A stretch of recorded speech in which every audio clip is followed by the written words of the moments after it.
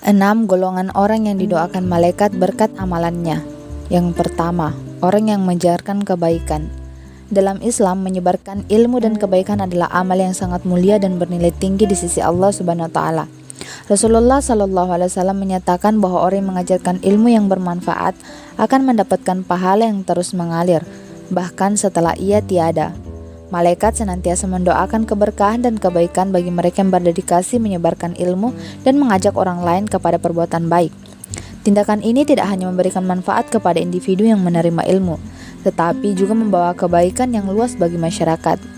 Disebutkan dalam Sahih Al-Jami, Abi Imamah berkata bahwa Rasulullah Shallallahu alaihi wasallam bersabda yang artinya, "Sesungguhnya Allah dan para malaikat bahkan semut dalam sarangnya dan ikan di lautan akan mendoakan orang yang mengajarkan kebaikan kepada orang lain." Hadis riwayat At-Tabrani dan At-Tirmizi.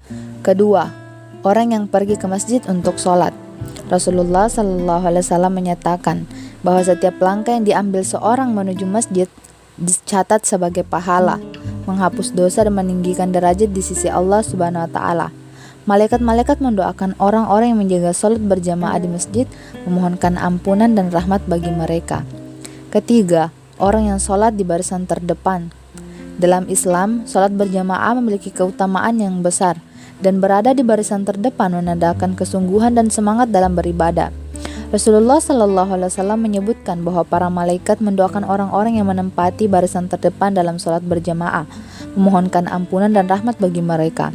Barisan terdepan adalah tempat yang paling utama dan penuh berkah, karena mereka yang berada di sana menunjukkan komitmen yang tinggi untuk mendekatkan diri kepada Allah Subhanahu wa taala. Hal ini bersandar pada sejumlah riwayat sahih dalam Sunan Abu Daud, Ibnu Majah dan Musnad Ahmad dari Al-Barra. Rasulullah Shallallahu alaihi wasallam bersabda yang artinya, "Sesungguhnya Allah dan para malaikatnya berselawat kepada barisan pertama."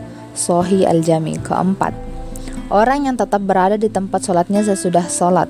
Rasulullah Shallallahu alaihi wasallam menyatakan bahwa selama seseorang berada di tempat sholatnya dalam keadaan suci dan berzikir kepada Allah, para malaikat akan terus mendoakannya, memohonkan ampunan dan rahmat baginya. Tindakan ini menunjukkan kesungguhan hati dalam beribadah dan keinginan untuk lebih dekat dengan Allah Subhanahu wa taala. Sebagaimana sabda Rasulullah Shallallahu alaihi wasallam yang artinya, malaikat itu mendoakan salah seorang dari kalian selama berada di tempat ia sholat, selama tidak berhadas atau berdiri. Kelima, orang yang merapatkan shaf sholat. Islam menekankan pentingnya meluruskan dan merapatkan shaf, karena hal ini tidak hanya memperindah barisan tetapi juga menutup celah-celah yang dapat dimasuki oleh setan. Ketika seorang muslim berusaha merapatkan shaf dan memastikan barisan sholat sempurna, para malaikat mendoakannya agar diberikan keberkahan dan kebaikan. Hal ini bersandar pada riwayat Aisyah radhiyallahu anha yang termuat dalam Sunan Ibnu Majah, Musnad Ahmad dan Mustadrak Al-Hakim dengan sanad yang hasan. Rasulullah Shallallahu alaihi wasallam bersabda yang artinya, "Sesungguhnya Allah dan para malaikatnya berselawat atas orang-orang yang menyambung barisan, dan siapa yang menutup celah dalam barisan, maka Allah menaikkannya satu derajat." Keenam, orang yang membaca selawat atas Nabi Muhammad Shallallahu alaihi wasallam.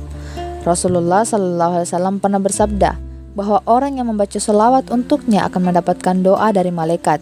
Imam Ahmad dalam musnadnya dan Ad-Diyah dalam Mukhtaram meriwayatkan dari Amir bin Rabi'ah dengan sanad hasan bahwa Rasulullah Shallallahu alaihi wasallam bersabda yang artinya, "Tidaklah seorang hamba membaca selawat untukku kecuali didoakan oleh para malaikat selama ia membaca selawat untukku.